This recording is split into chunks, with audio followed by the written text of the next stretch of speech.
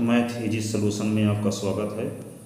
आज मैं प्रूव करने जा रहा हूँ एग्जिस्टेंस थ्योरम, अस्तित्व प्रमेय।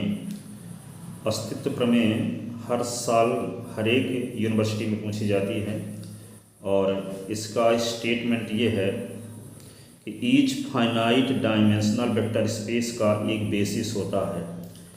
अब यहाँ पे एक शब्द आता है फाइनाइट डायमेंशनल वेक्टर स्पेस। ये क्या है फाइनाइट डायमेंशनल वेक्टर स्पेस? पीछे बता चुका हूँ, फिर भी हम रिवीजन करते हैं, इस बार फिर से डिस्कस करते हैं।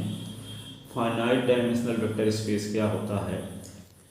यदि वी एफ फील्ड एफ पर एक वेक्टर स्पेस है और यदि वी एफ का कोई फाइनाइट सबसेट यस है जिसके एलिमेंट हैं alpha 1, alpha 2, alpha 3 dash dash alpha n। ये क्या है? वी एफ का एक फाइनाइट सबसेट है।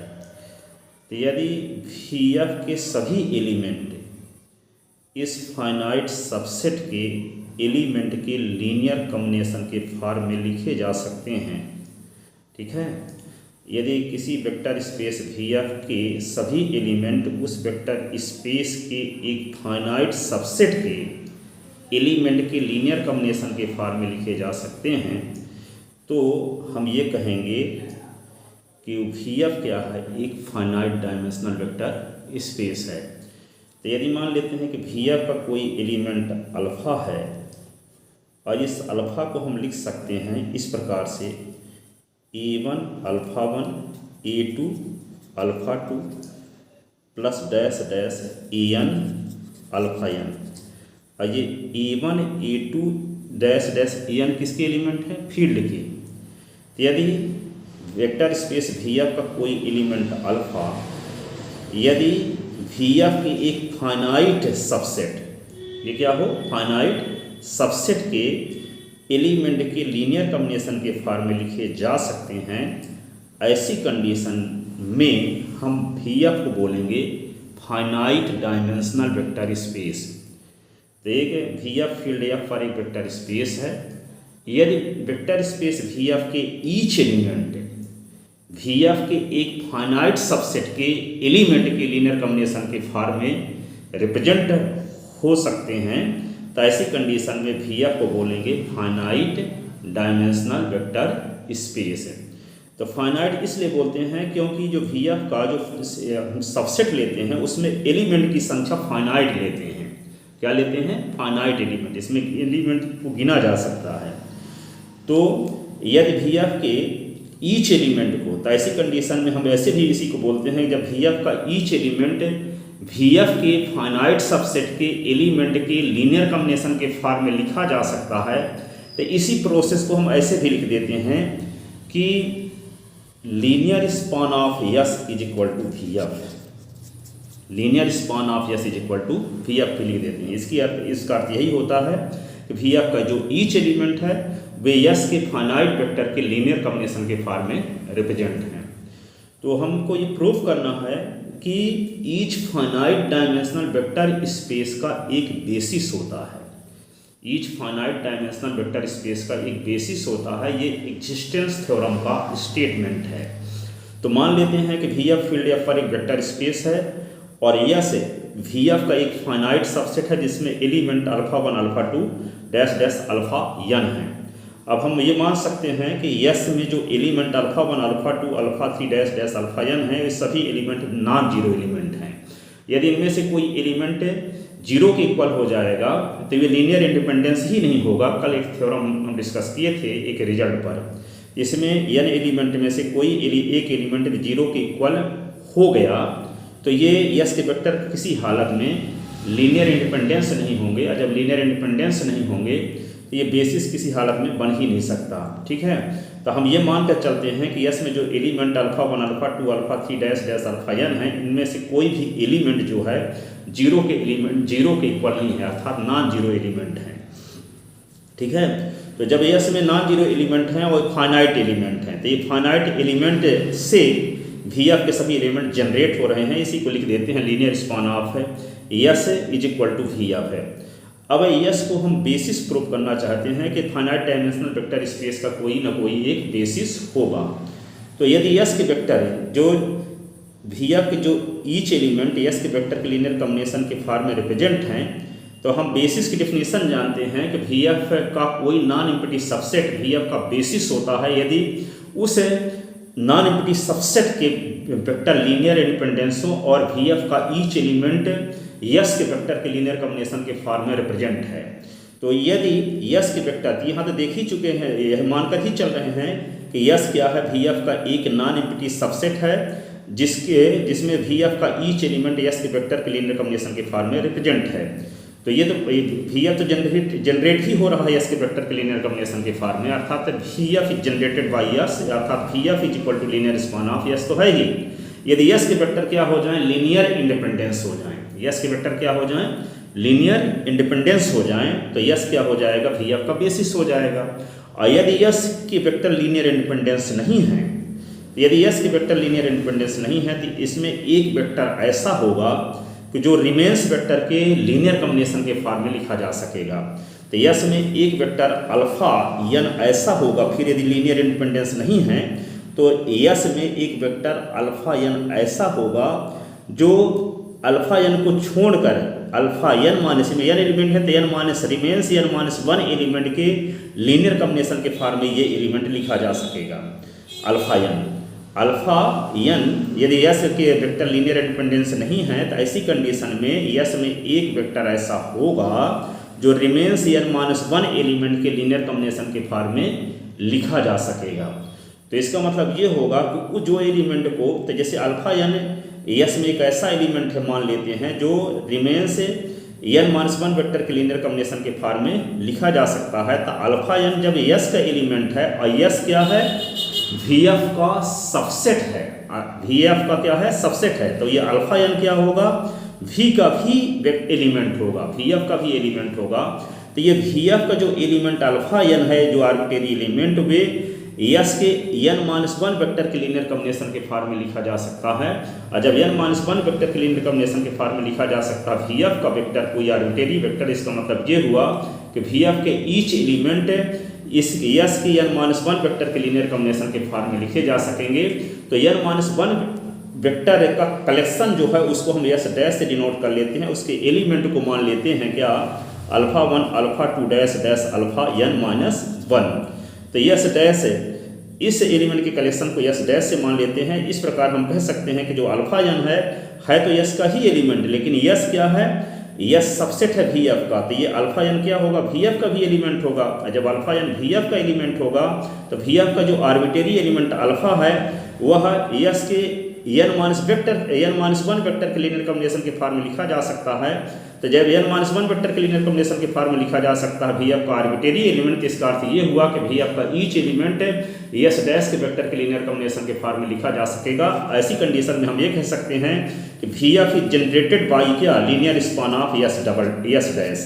और जब V F is generated by linear span of S dash, तो यदि यस डैश के वेक्टर लीनियर इंडिपेंडेंस हैं तो यस डैश वी एफ का बेसिस हो जाएगा।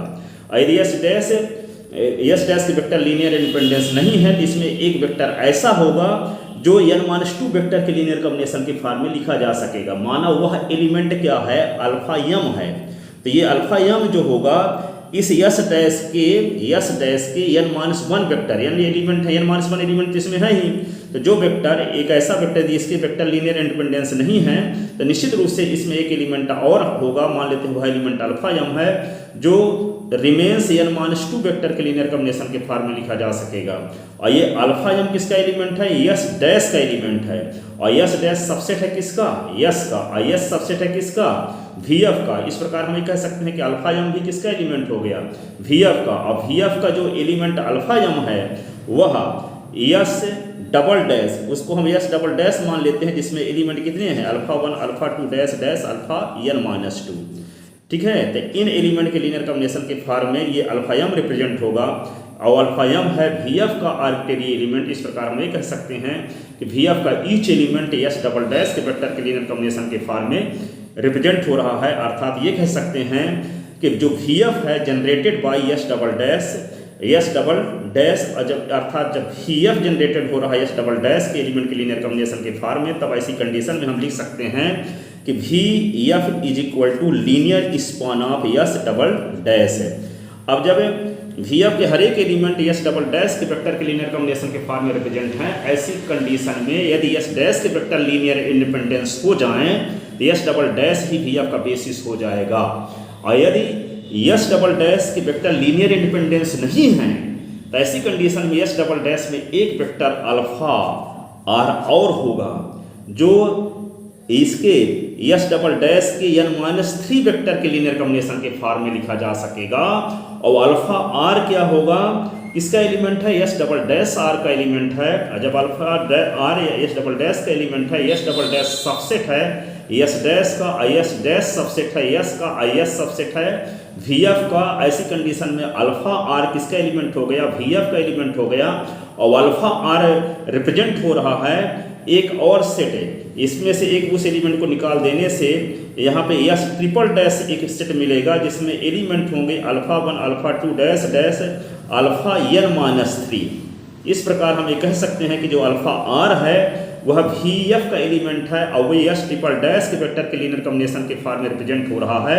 ऐसी कंडीशन में हम ये कह सकेंगे कि जो वी एफ है वो जनरेट हो रहा है linear span of yes triple dash yes से।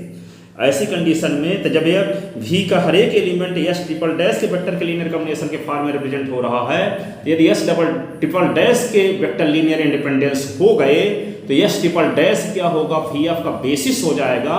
और यदि लीनियर इंडिपेंडेंस नहीं है तो उसमें एक वेक्टर और होगा जो रिमेंस वेक्टर के लीनियर कॉम्बिनेशन के फॉर्म में लिखा जा सकेगा। तो उस वेक्टर को फिर से निकालते जाएंगे, अंत में निकालते एक ऐसा सेट प्राप्त होगा जिसमें केवल एक एलिमेंट होगा जो नॉन जीरो होगा और वन नॉन जीरो एलिमेंट का जो सिंगलटन सेट होता है वो लीनियर इंडिपेंडेंस हमेशा होता है। कल हम दूसरा रिजल्ट प्रूव किए थे।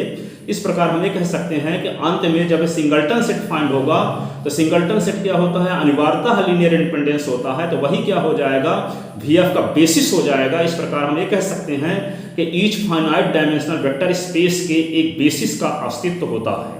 इस प्रकार ये थ्योरम प्रूव होती है। इसी को जो बोल गए इसी को हम व्यवस्थित लिखेंगे कैसे, इस प्रकार से लिखेंगे, state and proof existence theorem for basis, अस्तित्व प्रमेय लिखिए और सिद्ध कीजिए। इसका स्टेटमेंट है कि each finite dimensional vector space का एक बेसिस होता है। प्रूव करते समय माना वी एफ एक फाइनाइट डायमेंशनल वेक्टर स्पेस है और एस क्या है, अल्फा 1 अल्फा 2 अल्फा n एक सबसेट ऑफ वी। इस प्रकार है कि वी के ईच एलिमेंट यस के वेक्टर के लीनियर कॉम्बिनेशन के फॉर्म में रिप्रेजेंट हैं। तो ऐसी कंडीशन में हम लिखते हैं कि वी जनरेटेड बाय यस, या कि ये लिख देते हैं कि V is equal to linear span of S है। यह मान सकते हैं कि zero is not belong zero, S का मेंबर नहीं है, अदरवाइज यस क्या होगा, लीनियर डिपेंडेंस हो जाएगा। यदि यस लीनियर डिपेंडेंस है, इंडिपेंडेंस है, तो निश्चित रूप से ये तो हम कह ही चुके हैं कि वी का ईच एलिमेंट यस के वेक्टर के लीनियर कॉम्बिनेशन के फॉर्म में लिखा जा सकता है। और यस के वेक्टर लीनियर इंडिपेंडेंस है तो निश्चित रूप से क्या हो जाएगा, यस वी का बेसिस हो जाएगा। और यदि यस वेक्टर स्पेस वी आपका बेसिस होगा, और यदि यस लीनियर इंडिपेंडेंस नहीं है, लीनियर डिपेंडेंस है, लीनियर इंडिपेंडेंस नहीं है तो लीनियर डिपेंडेंस है, तो कोई एक वेक्टर लेट मान लेते हैं अल्फा एन ऐसा है जो रिमेंस है, एन माइनस वेक्टर का लीनियर कॉम्बिनेशन होगा। क्योंकि हम जानते हैं कि वी नो दैट यदि S is equal to alpha 1 alpha N dash dash alpha N vector space V F का की नॉन जीरो वेक्टर का सबसेट है, देन यस लीनियर डिपेंडेंस होता है कब, इफ एंड ओनली इफ यदि यस के कुछ एलिमेंट को रिमेंस एलिमेंट के लीनियर कॉम्बिनेशन के फॉर्म में लिखा जा सके। ये एक थ्योरम है जिसका यूज कर रहे हैं, इसलिए उस थ्योरम का स्टेटमेंट यहाँ लिख दिए। यहाँ तक लिखना है। इसका रीजन है कि यहाँ पे जब लीनियर डिपेंडेंस है तो उसमें अल्फा यानी एक वेक्टर ऐसा होगा जो रिमेंस या माइनस वेक्टर के लीनियर कॉम्बिनेशन के फॉर्म में लिखा जा सकेगा। तो उस स्टेटमेंट का इस स्टेटमेंट को, ये थ्योरम है, उस थ्योरम का स्टेटमेंट लिखा गया यहाँ। अब यहाँ पे यदि यस अल्फा एन यस का एलिमेंट है और यस वी एफ का क्या है, सबसेट है, इसलिए अल्फा एन वी एफ का भी एलिमेंट होगा। और यह एलिमेंट यस डैश है, उस अल्फा एन को निकाल देने के बाद जो सेट बचता है उसका नाम हम एस डैश रख लिए हैं। तो alpha 1 alpha 2 alpha N minus 1 से भी जनरेट किया जा सकेगा, अर्थात linear span of S dash is equal to V. अब यदि एस डैश लीनियर इंडिपेंडेंस है तो एस डैश भी का बेसिस होगा, और यदि एस डैश लीनियर डिपेंडेंस है तो पुनः उपरोक्त प्रोसेस से अन्य वेक्टर पर डिपेंड करने वाले एलिमेंट या वेक्टर को एस डैश से हटाकर हम एस डैश प्राप्त करेंगे। ऐसी कंडीशन में वी के सभी एलिमेंट एस डबल डैश के वेक्टर के लीनियर कॉम्बिनेशन के फॉर्म में रिप्रेजेंट किए जा सकेंगे, और यदि एस डबल डैश के वेक्टर लीनियर इंडिपेंडेंस है तो एस डैश ही वी का बेसिस हो जाएगा। यदि इंडिपेंडेंस नहीं है तो उसमें एक एलिमेंट और होगा जो रिमेंस वेक्टर के लीनियर कॉम्बिनेशन के फॉर्म में लिखा जाएगा। और ऐसा करते करते अंत में क्या मिलेगा, एक एलिमेंट का सिंगलटन सेट मिलेगा, जिसको कहते हैं एक एलिमेंट के सेट को क्या बोलते हैं, सिंगलटन सेट। सिंगलटन सेट मिलेगा और एक एलिमेंट का सिंगलटन सेट अनिवार्यतः लीनियर इंडिपेंडेंस होता है तो वह भी का बेसिस हो जाएगा। इस प्रकार हम कह सकते हैं कि each finite dimensional vector space के बेसिस का एग्जिस्टेंस होता है।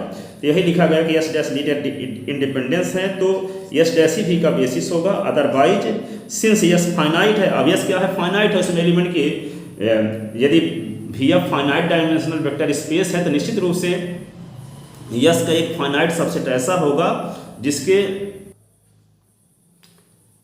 तो यस डैश लीनियर इंडिपेंडेंस है तो यस डैश ही का बेसिस होगा, अदरवाइज सिंस यस क्या है, फाइनाइट है, हेंस एवं प्रोसेस से फाइनाइट टर्म के बाद एक लीनियर इंडिपेंडेंस सेट प्राप्त होगा जो वी एफ का बेसिस होगा। संभव है कि इस प्रोसेस से अंत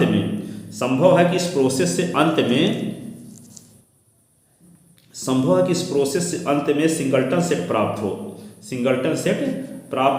और जब सिंगलटन सेट प्राप्त होगा किंतु वह क्या होता है, किंतु वह लीनियर इंडिपेंडेंस होता है, हेंस वह वी एफ का बेसिस होगा। अर्थात प्रमाणित हुआ कि each finite dimensional vector space का एक बेसिस होता है।